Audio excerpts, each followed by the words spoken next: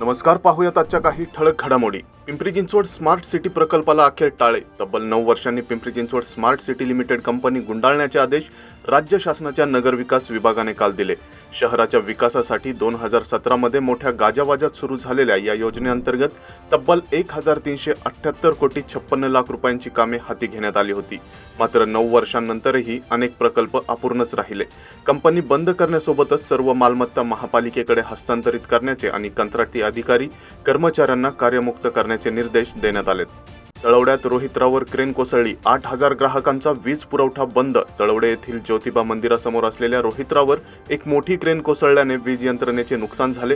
परिणामी 8610 ग्राहकांना याचा फटका बसला। त्यामध्ये औद्योगिक आणि घरगुती वीज पुरवठा खंडित झाल्याने नागरिकांचे प्रचंड हाल झाले। महावितरणाच्या 22 केव्ही देवी इंद्रायणी स्विचिंग स्टेशनकडे जाणाऱ्या वाहिनीवर ही क्रेन पडली।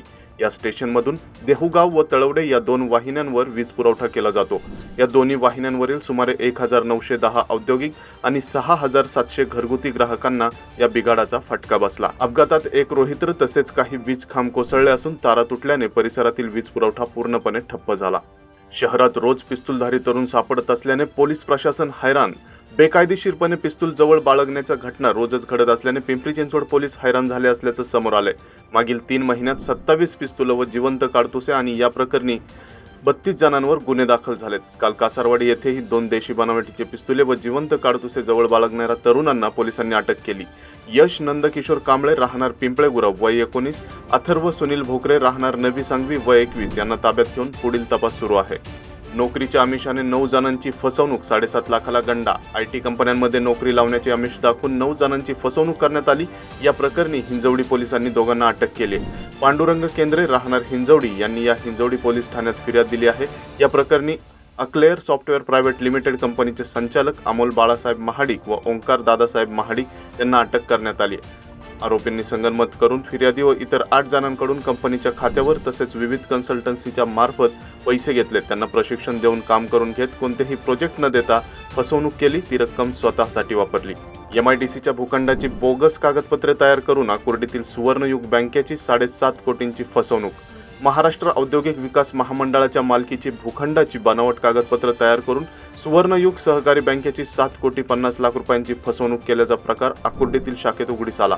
मेस्कॉर कंपनीचे संचालक अरुण बनसोडे, सोनिया अरुण बनसोडे, सोलोमन ॲलन बनसोडे आणि सेवा बुरखानोबा सर्व राहणार एम्पायर इस्टेट चिंचवड यांच्यावर गुन्हा दाखल करण्यात आला। MIDCच्या क्षेत्र व्यवस्थापक शिनल शेख यांनी निगडी पोलीस ठाण्यात या प्रकरणी फिर्याद दिली आहे। MIDCची खोटी कागदपत्र शाखेत सादर करून 7 कोटी 50 लाख रुपयांचे कर्ज मंजूर केले व कर्ज प्रक्रियेसाठी MIDCचे बनावट ना हरकत प्रमाणपत्र व इतर कागदपत्रांचा वापर करून बँकेची फसवणूक करण्यात आली। प्रक्रिया न करता मैला पाणी सोडणाऱ्या केंद्रांवर दंडात्मक कारवाई। पिंपरी महापालिकेच्या पर्यावरण विभागाच्या उपद्रव शोध पथकाने प्रक्रिया न करता मैला पाणी सोडणाऱ्या केंद्रांची पाहणी करून 70,000 रुपयांचा दंड वसूल केला। या पथकाने शहरात तपासणी मोहीम राबवली असता शहरातील एकूण 20 मैला शुद्धीकरण केंद्राची पाहणी करण्यात आली।